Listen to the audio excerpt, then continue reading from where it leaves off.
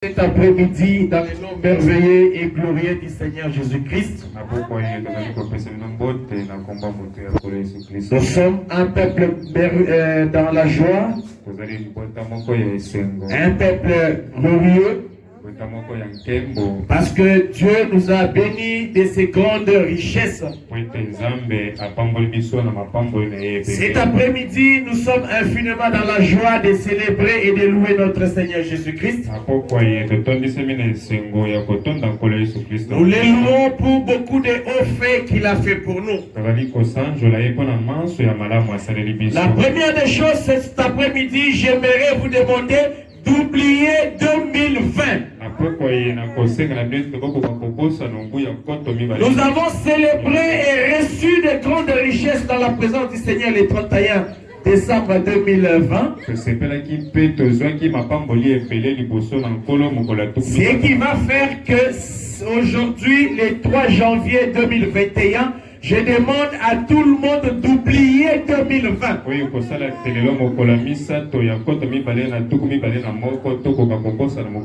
Pourquoi vous devez oublier 2020? Parce que nous avons reçu des bénédictions venant du prophète. Et le prophète ne faisait que relayer la pensée de Dieu parce que lui n'était qu'un canal. Qu'est-ce que nous avons reçu pour l'entrée de cette année 2021? Voici ce que nous avons reçu, bien mes frères. Je vais le lire pour vous permettre à ce que vous puissiez oublier définitivement l'année 2020. Et je sais pourquoi je vous demande d'oublier 2020. À partir de ce soir, tout ce qui s'est passé en 2020 ne parle plus de ça.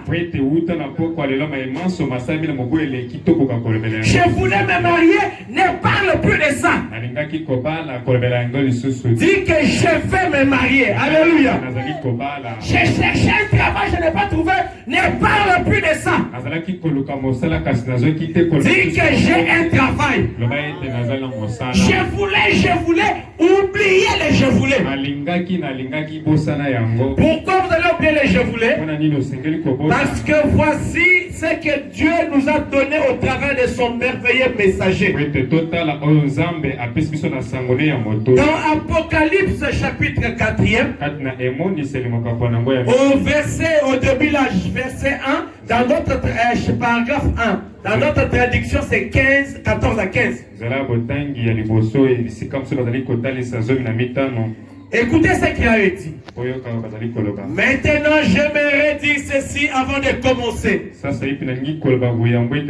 C'est comme moi aussi ce soir avant de commencer.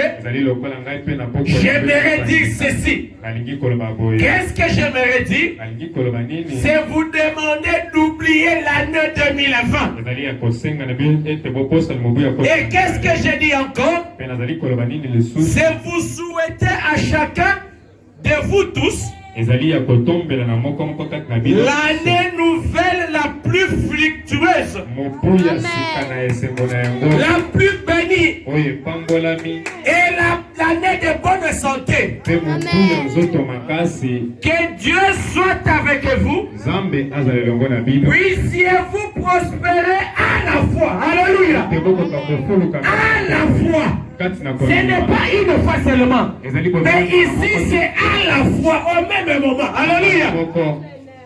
À la fois, physiquement, béni spirituellement, financièrement et matériellement. Alléluia. Est-ce qu'on peut élever un tonnerre d'amen ici? Amen. Un tonnerre d'acclamation et d'élévation, Seigneur. Alléluia. C'est à cause de ceci que je vous demande d'oublier l'année passée. L'année 2021 a commencé. Ne soyez pas distraits, nous sommes au 3e jour de l'année 2021. Et le compte à rebours a commencé. Alléluia. Tu as reçu ton travail. Commence déjà à travailler. Alléluia. Tu as reçu tes solutions. Tu as reçu la bénédiction physique. Quand la maladie va t'attaquer, dis que moi je suis déjà physiquement guéri. Et les restes de choses ne sont que des formalités. Quand tu veux être dérangé moralement, dis à cela que spirituellement, moi je suis déjà béni. Alléluia. Quand tu manques, tu as faim. Alléluia. Tu veux avoir quelque chose et que le diable vient avec la pensée du cancer de la poche. Tu lui diras que moi je suis déjà financièrement béni. Alléluia. Et ces bénédictions concernent ceux qui sont maintenant dans l'auditoire et ceux qui nous écoutent dans l'auditoire invisible. Cet auditoire invisible n'est pas fait de monstres. Mais l'auditoire invisible est fait de toutes les personnes qui partagent avec nous cette parcelle ici. Parce que Rouge Gorge Tabernacle n'a pas seulement de croyants. Ici seulement à l'intérieur. Mais Rouge Gorge Tabernacle a aussi des croyants partout, en commençant par cette parcelle. Bien-aimés frères et sœurs, j'étais en train de vouloir vous rappeler cela, parce que le 31 décembre, nous avons reçu toutes les bénédictions. Dieu nous a dit que les échecs de l'année passée, c'était un langage humain. Échec, c'est le langage des hommes. Mais ici, vous avez un Dieu qui, dans son dictionnaire, le terme échec n'existe pas. Dans le dictionnaire de Dieu, quand il vous regarde dans l'année 2021, Dieu vous voit physiquement béni. Il vous voit spirituellement béni. Il vous voit financièrement béni. Il vous voit matériellement béni. Dans le matériel, vous aurez des maisons. Dans le matériel, vous aurez des choses palpables, des véhicules et tout ce que vous voulez. Dans le matériel, celui qui cherche un billet d'avion va l'avoir. Dans le matériel, celui qui cherche une chaise va l'avoir. Alléluia. Ça, ce sont les bénédictions que Dieu nous accorde. Quand vous voulez noter une date, ne vous trompez plus. Quand vous voulez noter une date, ne vous trompez plus pour écrire par exemple le 3 janvier 2020. Et tu cherches à effacer les zéros. Non. Toi, tu n'es plus au chiffre 0. Alléluia. Tu es au chiffre 1. Et le premier de tous, c'est Jésus. Et là, nous avons commencé l'année 2021.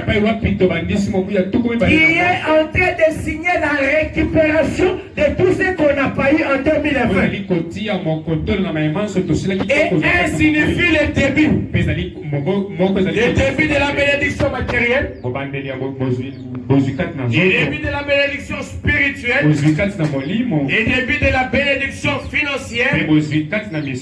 Et la bénédiction physique. Avez-vous reçu vos bénédictions? Que Dieu vous bénisse richement. Bien-aimés frères et sœurs, cet après-midi, nous sommes réunis dans cette église Rouge Gorge Tabernacle, dans laquelle nous saluons notre précieux, la présence de notre frère Joseph Ngalabouloué. C'est un merveilleux frère. C'est un très bon frère qui est venu pour continuer à appuyer comme il le peut de ses forces cette œuvre ici. Et nous sommes en train de continuer avec notre pensée que nous avons commencé l'année passée. Cette pensée est autour de ces grands thèmes qu'on appelle à Kades Barnea. Après que l'église rouge-gorge ait sorti et commencé, nous avons donné un bon nombre d'enseignements qui donnaient la base à cette église. Et maintenant, nous sommes en train de continuer avec cette pensée pour asseoir les choses et que vous puissiez comprendre et avoir la colonne vertébrale d'une église.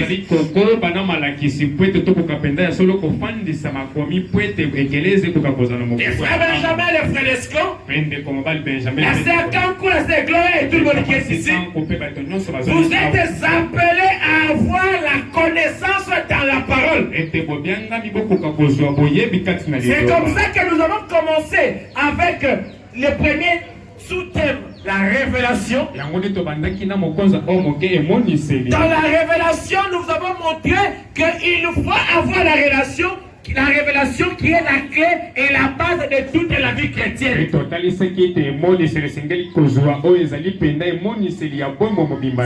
révélation nous a conduit à voir que dans la parole de Dieu, dans le monde religieux, il y a des jumeaux. Nous avons trouvé par exemple les jumeaux qu'on appelait amour et la haine.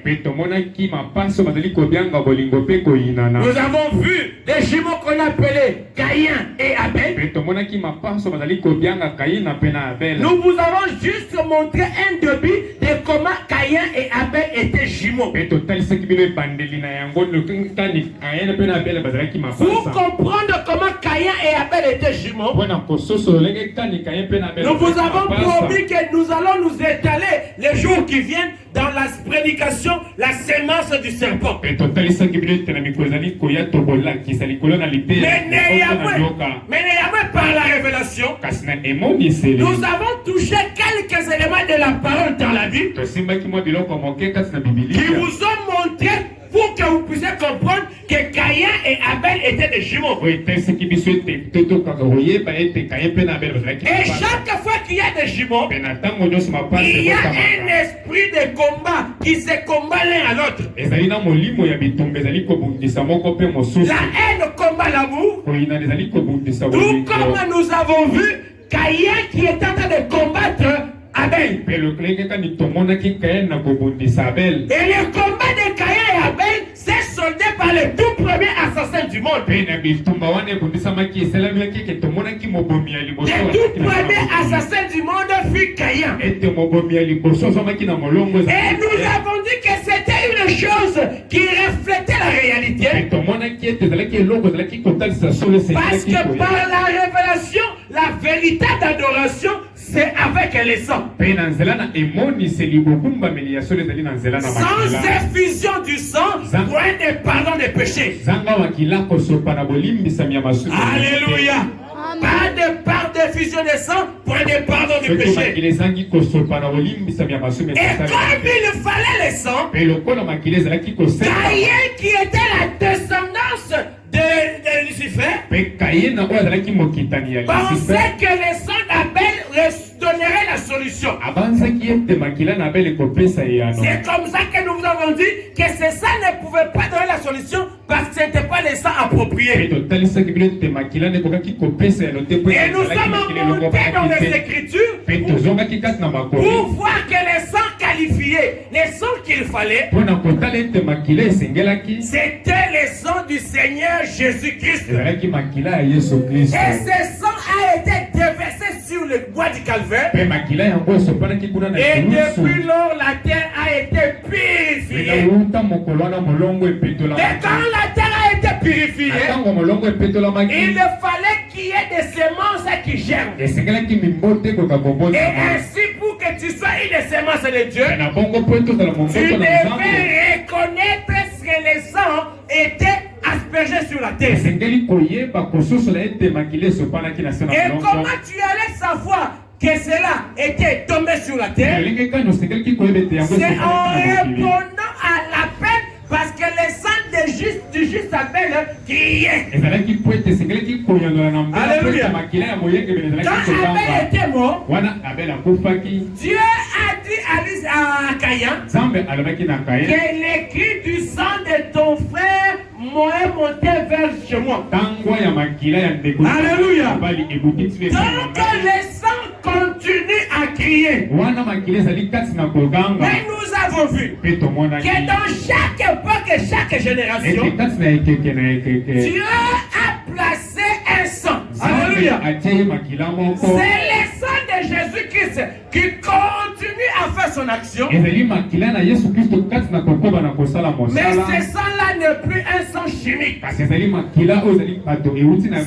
plus le sang qui est tombé au bois du calvaire. Et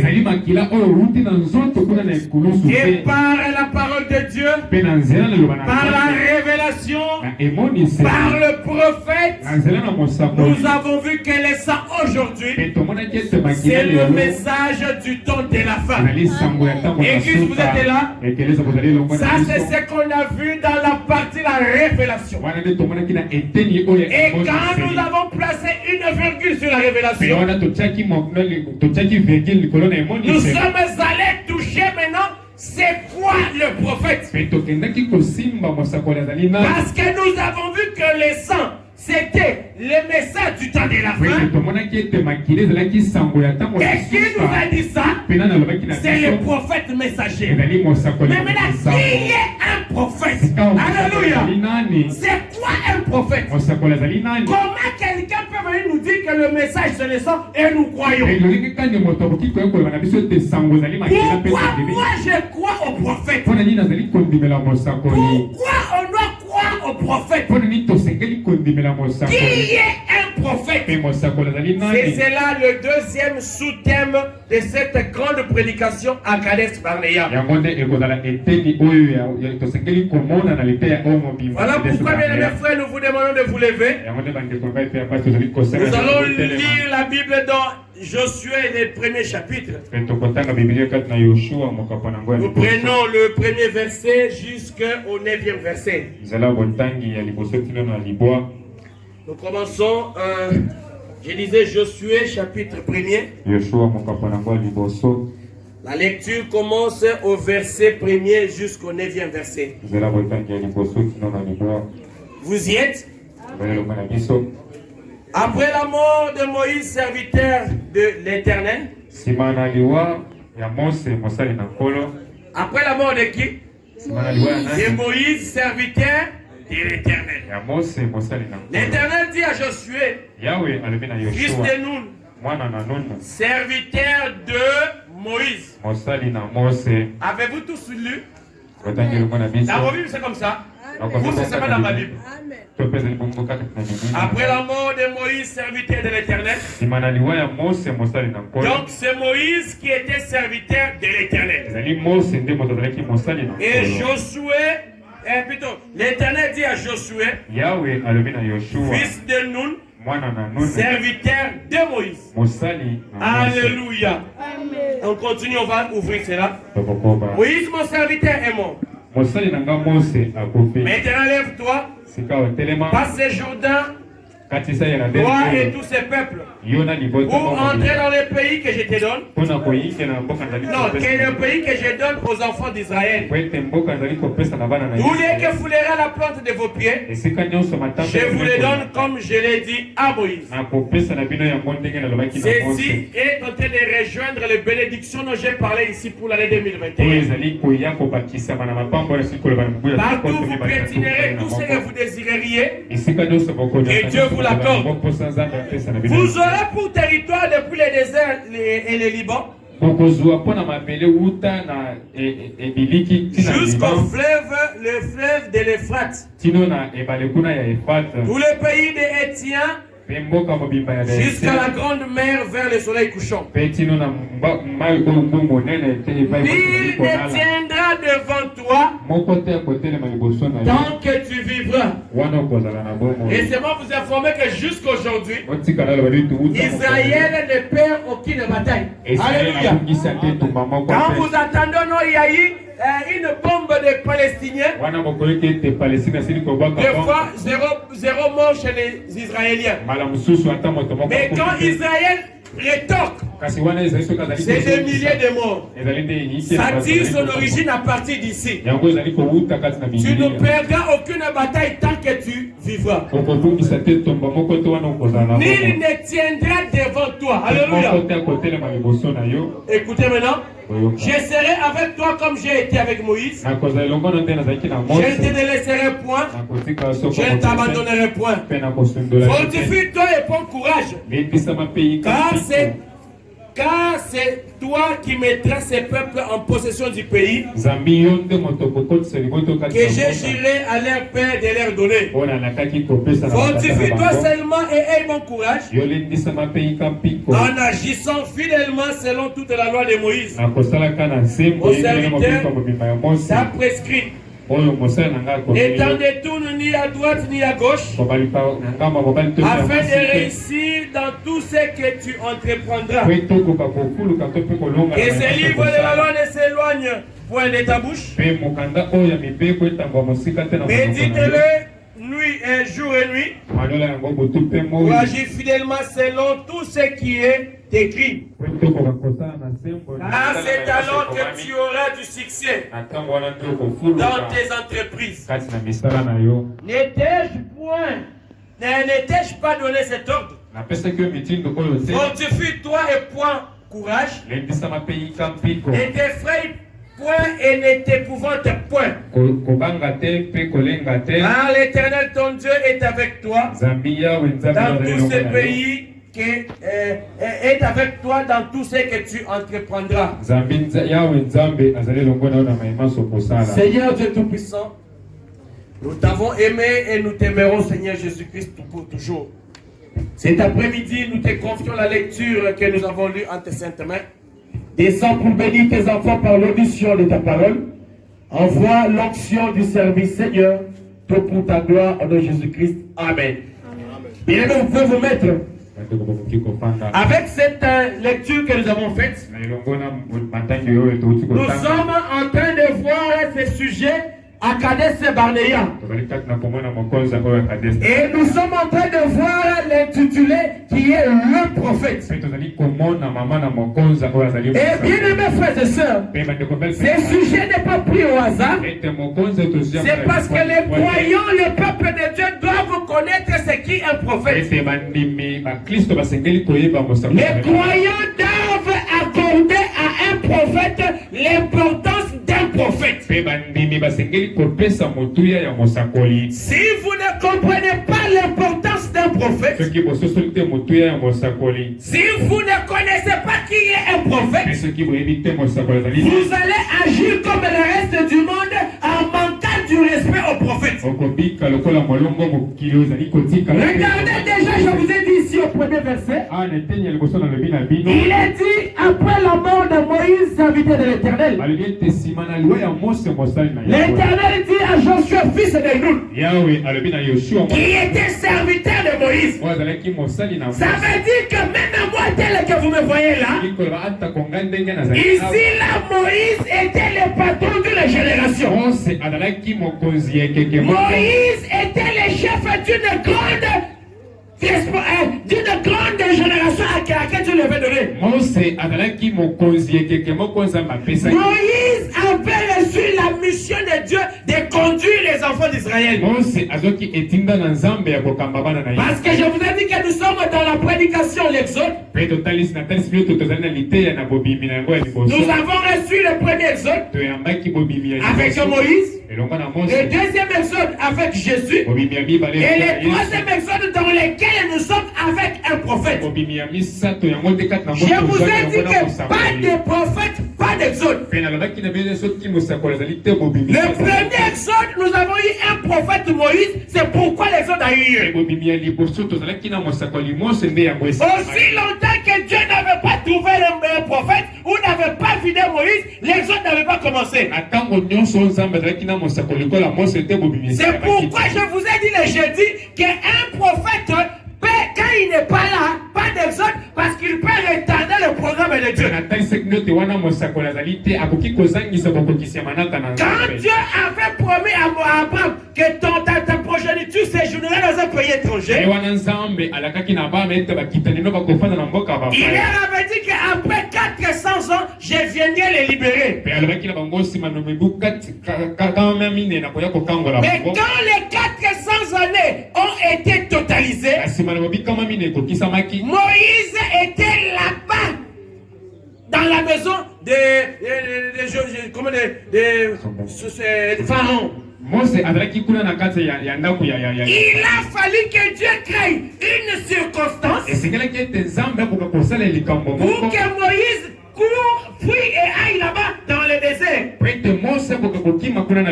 C'est là dans le désert qu'en train de paître le troupeau que Dieu l'a rencontré dans le buisson ardent. Et tout le temps qu'il fallait vider Moïse, l'exode n'avait pas commencé. Alléluia. Pas d'exode, pas de prophète, pas d'exode. Donc l'exode ne commence que quand on a un prophète. Dieu avait détecté le prophète Moïse, mais le prophète Moïse n'était pas encore prêt. Nous rentrons maintenant au deuxième verset avec Jésus-Christ. Dieu avait promis dans les Écritures aux enfants d'Israël qu'il enverrait un sauveur. Ce sauveur-là, c'était Dieu prophète. Et ce Dieu prophète s'est appelé Jésus-Christ. C'est comme ça qu'on a eu le deuxième exode. Maintenant nous sommes au troisième exode. Ce qui veut dire que nous avons aussi un prophète. Maintenant, pour éviter la confusion dans la tête des gens, nous devons connaître ce qui est un prophète. Alléluia. Rouge et gauche. Nous aujourd'hui, sans vous dire d'abord que nous avons un prophète, nous croyons idiotement à tout ce que ce prophète-là a dit. Nous plaçons notre confiance dans ce que le prophète a déclaré. Dans ces derniers temps, Dieu a envoyé un prophète. Dans cet âge de la Odyssée, Dieu a envoyé un prophète. Parce que Dieu avait promis là-bas qu'il enverrait Élie le prophète. Frère, jamais ça va?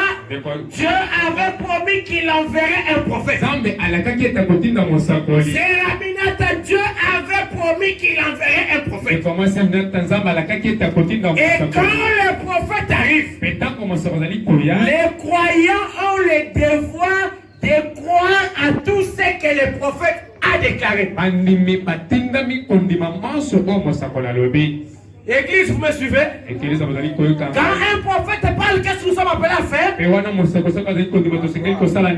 Est-ce que nous sommes appelés à discuter avec un prophète? Est-ce que nous sommes appelés à vérifier ce qu'un prophète a dit? Un prophète, alléluia. Les gens réfléchissent un peu. Bon, c'est un homme, non? Oui, un prophète est un homme. Mais laisse-moi te dire que quand il est prophète, alléluia, il devient plus qu'un homme ordinaire. Un prophète est différent d'un évangéliste. Un prophète est différent d'un pasteur. Un prophète est différent d'un apôtre. Un prophète est différent d'un docteur d'Éphésiens 4. Alléluia. Vous me suivez? Vous devez connaître ce qui est un prophète. On ne joue pas avec un prophète. On ne blague pas avec un prophète. Quand un prophète vient sur la scène, quand vous jouez avec le prophète, quand vous badinez avec le prophète, c'est la terre qui va s'occuper de vous. Alléluia. Il y a eu un groupe de gens conduits par Corée et Dathan. Quand ils ont résisté, tout ce que Moïse avait dit, ils ont été frappés. Et le châtiment pour eux, c'était la terre, les a avalés. Je vais même plus loin. Même si tu es le frère du prophète, alléluia. Même si vous êtes un mec de même père avec un prophète, même si tu es la petite sœur d'un prophète, ne jouez pas. Allez lire dans la Bible. Myriam, Marie la sœur de Moïse, avait été frappée de la lèpre. Alléluia. Alléluia. Amen. Parce qu'elle discutait. Elle voulait interpréter ce que Dieu avait dit à Moïse. Dieu n'autorise pas. Dieu ne permet pas que l'on juge un prophète. Qui es-tu pour juger un prophète? Qui es-tu? Dieu avait dit aux enfants d'Israël, vous n'épouserez que dans. Alléluia. Que dans la patrie. Est-ce que Moïse avait épousé dans la patrie? La femme de Moïse était une païenne. Dieu est le seul juge de le prophète. Aucun homme sur la terre ne juge un prophète. Pourquoi tu ne veux pas juger un prophète? Parce que quand il est prophète, alléluia, il est sous le contrôle de Dieu. Quand il agit comme prophète, tout ce qui dit vient de la nuée. Tout ce qu'un prophète vient de la colonne de feu. Dites-moi bien, mes frères, qui est un prophète? C'est qui un prophète? Un prophète, c'est un absolu. Alléluia. Un prophète, c'est un absolu. C'est quoi un absolu? Allons lire ça.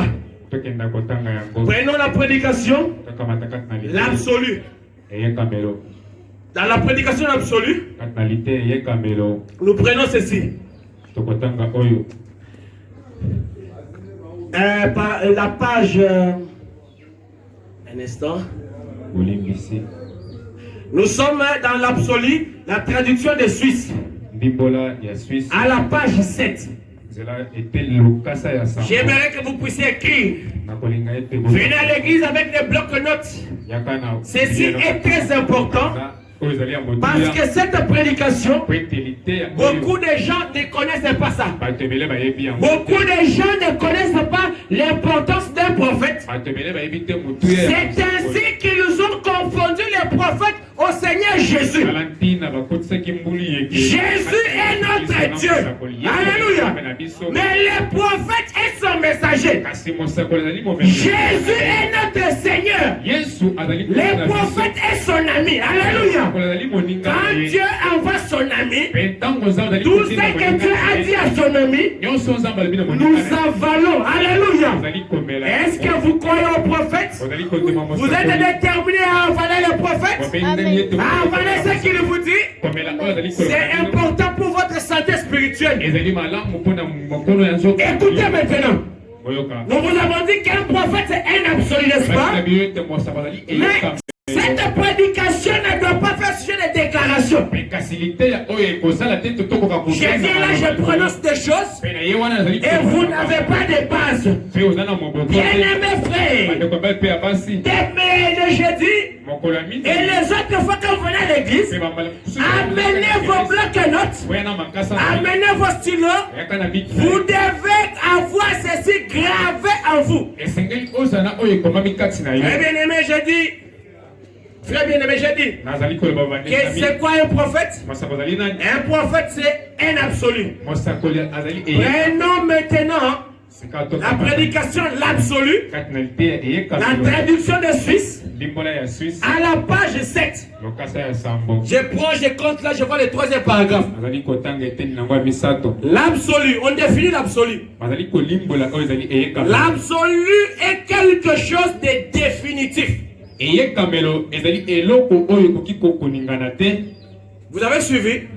L'absolu est quelque chose de définitif. C'est pourquoi je pense que chacun devrait avoir un absolu. absolu. La sœur Gloria, vous devez avoir quoi? Un absolu. Frère Benjamin, vous devez avoir quoi? Un absolu. Frère Desco, il faut avoir quoi? Un absolu. Mais c'est quoi l'absolu? L'absolu, c'est quelque chose de définitif. Et aussi, ajoute, alléluia. En d'autres termes, l'absolu, c'est le terminus. Alléluia. Je suis devant un problème. La dernière solution que j'accepte, c'est ça l'absolu. Je voudrais faire un choix pour le mariage. Il y a beaucoup de jeunes filles. La dernière fille que j'ai choisie, c'est celle-là, mon absolu. Alléluia. Et dans tous les domaines de la vie, nous avons des absolus. Mais ici, nous parlons de l'absolu du domaine religieux. Nous parlons de l'absolu dans l'enfant. Sur un terrain bien précis. Parce que si je vais monter avec vous plus loin, et je mets les prophètes à côté, je vous dirai que notre absolu c'est le Seigneur Jésus. Alléluia. Mais ici, nous voulons placer chaque chose dans son contexte. Au début de cette église, pendant 2 mois durant, nous vous avons prêché la divinité de Jésus-Christ. Nous vous avons montré qui est Jésus. Nous avons dit que Jésus est la force fidèle. Jésus est notre Seigneur Jésus. Et Dieu. C'est Jésus qui est notre Dieu. C'est Jésus qui est notre sauveur. Et aujourd'hui, Rouge-Gorge Tabernacle n'a plus de dettes envers la connaissance de Dieu. Aujourd'hui, Rouge-Gorge Tabernacle n'a plus de confusion sur ce qui concerne Dieu. C'est ainsi que nous voulons aussi que la confusion soit retirée en ce qui concerne un prophète. Alléluia. Alléluia.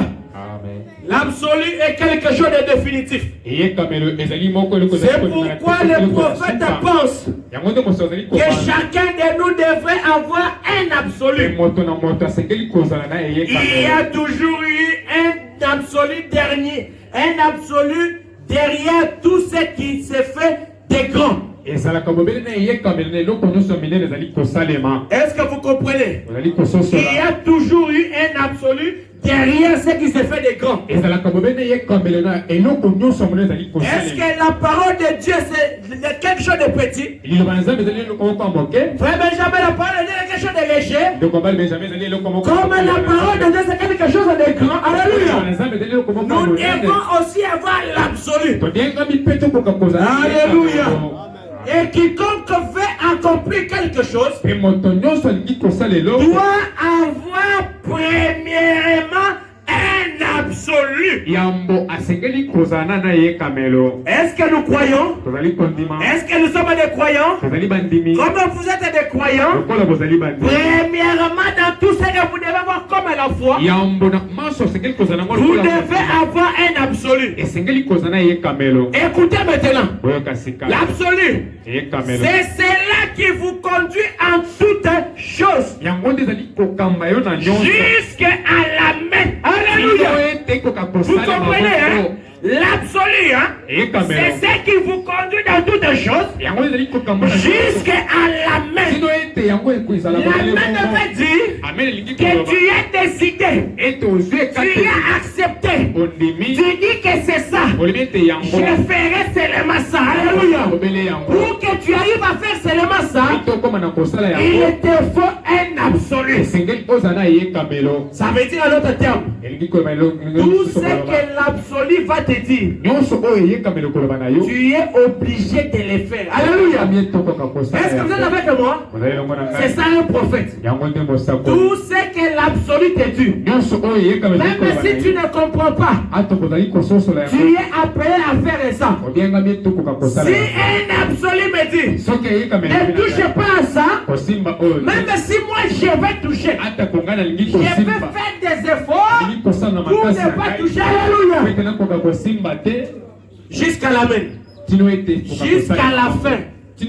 En d'autres termes, il vous faut quelque chose à quoi vous rattachez. C'est le point d'attache qui relie à toute réalisation. Il se trouve quelque part. Votre chemin peut passer par le bien et de tout avant d'y arriver, mais il est la main finale. Alléluia. Qui est la main finale? C'est un absolu. Et dans la foi, dans la vie chrétienne, notre main finale, notre absolu, c'est les prophètes. Il doit y avoir une telle chose. Vous ne pouvez pas traverser l'existence sans ce point d'attache. Alléluia. Vous comprenez que nous devons avoir un poteau d'attache. Notre poteau d'attache, c'est le prophète. Je vous ai dit, c'est quoi un prophète? C'est qui un prophète? Un prophète est l'absolu. Alléluia. Alléluia. Où est le frère Benjamin? Il s'est déplacé? Ok. Les prophètes, je disais, c'est lui notre absolu. Un prophète est un poteau d'attache. Frère Benjamin, dans l'absolu ici, à la page 7, nous venons de lire qu'un prophète c'est la main finale. Un prophète c'est notre poteau d'attache. Il dit tu ne peux pas traverser vers l'existence d'une chose sans avoir l'absolu. Alléluia. Quelqu'un va me dire, oh le prophète a dit que moi je crois que mon absolu c'est la Bible. Alléluia. Avec mes mains levées, je crois à ça. Alléluia. Je crois à ça. Mais laisse-moi aussi te dire, ne m'interprète pas ça. Parce que beaucoup commencent à dire mon absolu c'est la Bible. Mon absolu c'est la Bible. Avec toi je dirais Amen. Mais est-ce que tu peux encore dans la religion dire Amen? Alléluia.